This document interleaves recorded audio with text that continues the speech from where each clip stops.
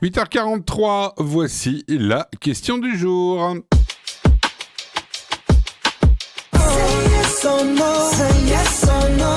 Yes or no.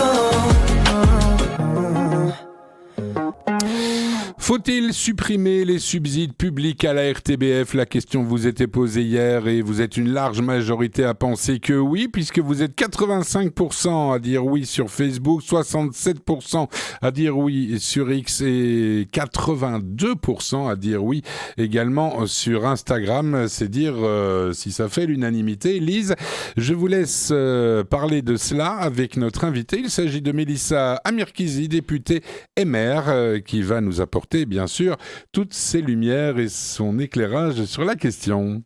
Mélissa Amirkizi, bonjour. Tout d'abord, bonjour. Merci d'être avec nous ce matin sur Radio Judaïka. Alors Mélissa, ça peut paraître une question polémique, mais beaucoup de Belges se la posent. Et je voulais poser à vous parce que justement hier, vous avez fait un post Facebook, comme quoi les grands esprits se rencontrent, sur lequel vous rappeliez que notamment le directeur du pôle média de la RTBF était payé 320 000 euros par an, soit plus que le Premier ministre belge. D'où notre question, est-ce que vous pensez qu'il faudrait supprimer ces subsides publics à la RTBF? Effectivement, il faut supprimer parce que je pense qu'un média financé par l'État ne pourrait absolument pas être neutre. Et donc, en fait, aujourd'hui, on est en train de forcer nos citoyennes à payer pour une information qu'on peut déjà très facilement déjà la trouver un peu partout. Donc, mais alors en même temps, elle a été orientée. Donc, pour moi, nos citoyennes ne sont vraiment pas obligées de payer avec leurs impôts, euh, voilà, pour l'RTBF. Alors, vous pointiez aussi du doigt, Mélissa, dans votre post Facebook, le fait qu'un audit confidentiel de Deloitte a révélé une absence totale d'idées et d'innovation à la RTBF depuis 2018. Parce qu'évidemment, on se dit, si déjà tous les Belges payent cette chaîne, alors au moins qu'elle fasse du bon travail. Or, visiblement, ce que Deloitte a révélé, c'est que pas d'idées, pas d'innovation, c'est pas non plus faire un super boulot. Ben, vous avez bien vu qu'ils ont essayé d'être innovants, vite être à Bercy pour faire une soirée assez émouvantable. Mais le problème, c'est qu'en fait, comme vous avez bien vu et que j'avais écrit, j'en ai un peu discuté aussi avec une personne qui était dans l'audit qu'ils ont effectué au niveau de l'RTBF. Et en fait, il m'a expliqué que donc au niveau de l'innovation, c'est vraiment, il n'y a plus rien.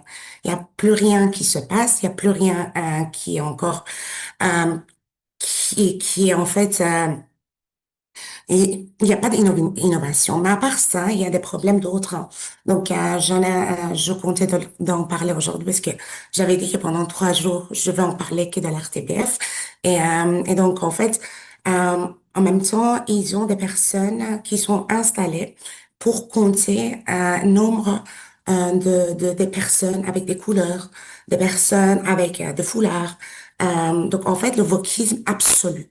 Donc, on paye des personnes qui s'installent devant les reportages pour compter les nombres de personnes. Et moi, je trouve ça hyper raciste. Donc ça, s'il parle de racisme, je pense que le racisme est là. À partir du moment où vous essayez de catégoriser pour être sûr il y a une personne de couleur de noire, une personne arabe, une personne autre, ils sont dans votre reportage, on n'arrive pas à la diversité qu'ils appellent, mais la stigmatisation absolue à catégoriser les gens. Donc ça, c'est vraiment quelque chose qui est problématique. À part ça, donc on sait très bien, malheureusement, RTBF, elle est très orientée vers la gauche. On sait très bien que peut-être une personne au niveau de l'RTBF, s'il ose de liker, ben ça a déjà arrivé, donc ose de liker une des photos de mes vacances ou quelque chose de ce genre, ben, il sera convoqué effectivement au niveau de hiérarchie. Donc, je trouve ça au niveau donc, d'où c'est important que les gens gardent leur liberté d'expression, leur liberté de travail. Et ça, à partir du moment où vous êtes payé par l'État, la neutralité n'existe pas. Et donc, malheureusement, RTBF a toujours dépendu de la gauche, parce que c'est la gauche qui distribuait les subsides. et j'espère qu'on pourrait effectivement effacer les subsides. Voilà. Est-ce qu'aujourd'hui, justement, avec un nouveau gouvernement, même si c'est un gouvernement de coalition, mais dirigé par Bart De Wever, on peut imaginer une réforme de la RTBF ou est-ce que, de ce que vous savez, Mélissa, ça n'est pas au programme pour l'instant? Bon, on a commencé par, je pense que c'est déjà le directeur, il y aura un changement au niveau direction. Au niveau des subsides, il y a une diminution de subsides qui a été attribuée. Donc, la dotation a été fortement diminuée pour cette année. Et j'espère qu'il y aura En fait, ici, on n'a pas besoin de réforme. On a complètement besoin de dire, RTBF n'a pas besoin de subsides. On passe à privatisation. Et voilà, c'est tout ce qu'il faut faire au niveau de l'RTBF. Mais je pense qu'on a besoin de quelques années pour ça. Et il faut aller étape par étape.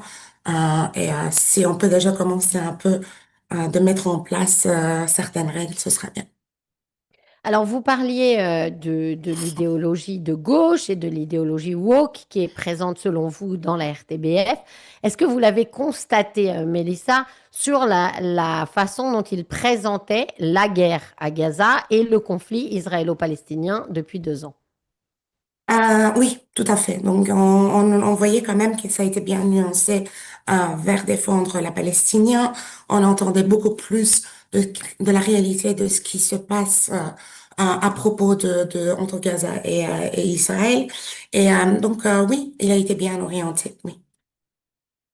Et comment est-ce que vous trouvez, Mélissa, vous qui êtes d'origine iranienne, et on va en parler aussi, le traitement justement de la RTBF sur l'Iran?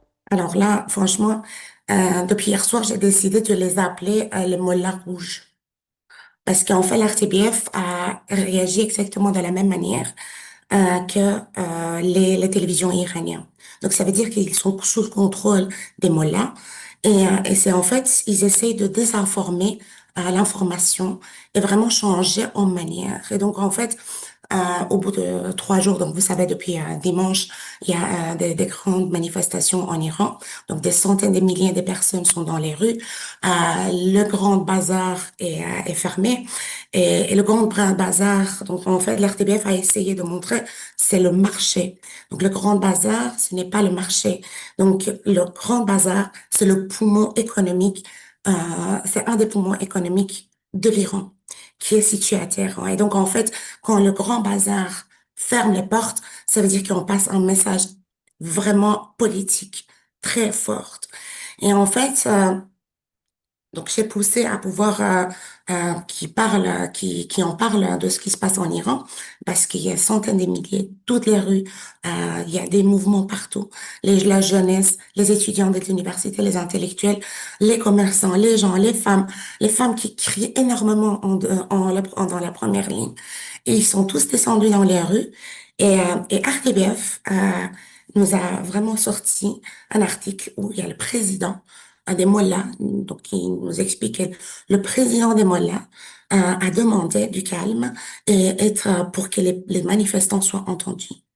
Et alors il m'a parlé de bazar, il nous en parlait de marché. Donc je vais dire, ces informations, ils étaient tellement fake, ils étaient tellement pas vrais, parce qu'en fait, ce qui se passe, oui, aujourd'hui, c'est les commerçants qui ferment les portes, parce que ils ont marre le problème économique. Et donc, comme vous le savez, la République islamique, depuis, on va dire 1 an, et surtout depuis le 7 octobre, en fait, il a beaucoup de problèmes financiers, parce qu'en fait, euh, l'argent iranien, ils vont pour financer le Hamas, le Hezbollah, les Houthis et toutes les militants, des militants terroristes dans la région. Et donc l'Iran, la République islamique n'arrive plus à financer les deux. Donc d'un côté, les gens, s'appauvrissent plus en plus. De l'autre côté, nous avons la crise économique. En même temps, 46 ans de dictature, l'oppression et exécution, il y a un moment donné, les gens, ils n'en peuvent plus. Juste pour vous expliquer qu'aujourd'hui, 2 tiers du pays n'a plus d'eau. Donc il y a la crise, il n'y a pas la crise d'économie, mais il y a la crise d'eau, il y a la crise d'électricité. Donc il n'y a pas d'électricité. Dans la plupart des pays, ils coupent l'électricité. Et donc surtout pendant l'hiver, On a l'impression qu'il neige pas, mais l'Iran, c'est un pays qui neige, qui fait froid, qui a les 4 saisons. Et donc aujourd'hui, pendant l'hiver, c'est un peu difficile. Et donc tout ça pour vous dire, les Iraniens sont dans les rues pour dire non au Mollah. Et RTBF nous explique que le président iranien a demandé une discussion pacifique avec les manifestants. Mais d'ailleurs, ils ont ouvert le feu sur les Iraniens toute la nuit hier. Et donc à nouveau, voilà, l'oppression, ça va démarrer à nouveau. Alors, vous y allez fort quand même, Mélissa. Donc, non seulement vous dites que la RTBF a des soucis d'objectivité, mais même là que véritablement elle est au service d'un État islamiste dont on comprend Non, bien c'est que pas dans lui. l'État islamiste. Moi, là, pour moi, c'est les personnes qui vous empêchent de dire ce qui vous, en fait, qui vous empêchent de vivre en liberté. Donc, moi, là, ici, la signification des mots là, c'est vraiment la signification de dire, je vous empêche de vivre libre ou vous exprimer libre. Et alors, j'impacte l'information en fonction de ce qui m'intéresse. Et donc, ce qui se passe par exemple, vous savez ce qui s'est passé à Molenbeek hier, après-hier, avant-hier, après le match de foot, mais il y a des Kalachnikov qui étaient dans les rues. Et donc, RTBF termine le journal en disant, en montrant quelques images de nos compatriotes marocains qui font la fête, oui, d'accord, mais il n'en parle absolument pas des agressions de la Kalachnikov, de tout ce qui s'est passé dans les rues de Molenbeek et Kokelberg. Et donc, en fait, c'est là que moi, je reviens en disant, ça s'appelle les mollahs. Ça veut dire que les mollahs, ils désinforment. Donc, ils changent l'information, ils manipulent l'information et ils le donnent comme ils le souhaitent. Et donc, c'est comme ça qu'ils le souhaitent. Parce qu'en fait, les électeurs de gauche, ils souhaitent ça comme ça. Donc, c'est de l'électoralisme, en fait, selon vous, que fait la RTBF pour la population musulmane qui habite en Belgique. Pas vraiment musulman, mais oui, il y a une grande partie, c'est l'électoral. En fait, c'est le communautarisme. Donc, en fait, pour moi, l'RTBF suit, euh, suit les mouvements de gauche.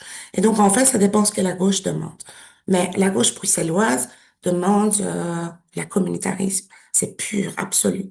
Donc voilà.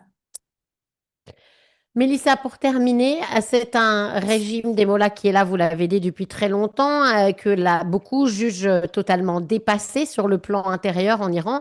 Est-ce qu'il y a une vraie chance cette fois-ci de voir la République des mollahs destituée par le peuple iranien? Alors aujourd'hui, il faut dire que depuis 2022, après la mort de Massa Amini, on n'a pas eu autant de mouvements en Iran. Et les mouvements aujourd'hui, c'est vraiment un mouvement national. Donc on entend les Iraniens ils ont deux slogans qui est, je pense que je peux vous dire que c'est mes favoris. C'est un, ni Gaza ni Liban, je donne ma vie pour l'Iran.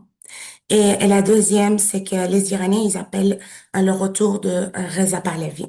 Donc, ils veulent un leader, ils l'appellent un leader, et ils sont très clairs en disant, il faut arrêter de financer le terrorisme, il faut arrêter de donner notre argent ailleurs. Et je pense que cette fois-ci, c'est un cri national. Il faut dire que les Iraniens sont seuls. Aujourd'hui, on est seuls parce que c'est vrai qu'il y a une partie, donc il y a 50 000 militaires qu'ils ont inscrits sur un site suite à la demande de Reza Pahlavi pour rejoindre le mouvement des Iraniens. Mais c'est pas assez. Donc, ce n'est pas assez. Ils sont pas encore là, on les voit pas. Et pour qu'on puisse passer à l'étape suivante, avant que la pression, la répression, ça recommence, il faut absolument que les Iraniens ils puissent avoir les militaires et la police à leur côté. Tandis qu'hier soir, malheureusement, ils ont encore ouvert le feu sur les Iraniens. Et, euh, et donc voilà. Mais je pense qu'il est temps et donc, il est temps d'en parler. En parler autour de vous pour que l'Occident nous aide. En fait, c'est facile. Donc, ils ont amené Khomeini. Ils nous ont foutu Khomeini, ce terroriste islamiste, en Iran, surtout la France. Je pense qu'il est temps qu'ils viennent les chercher.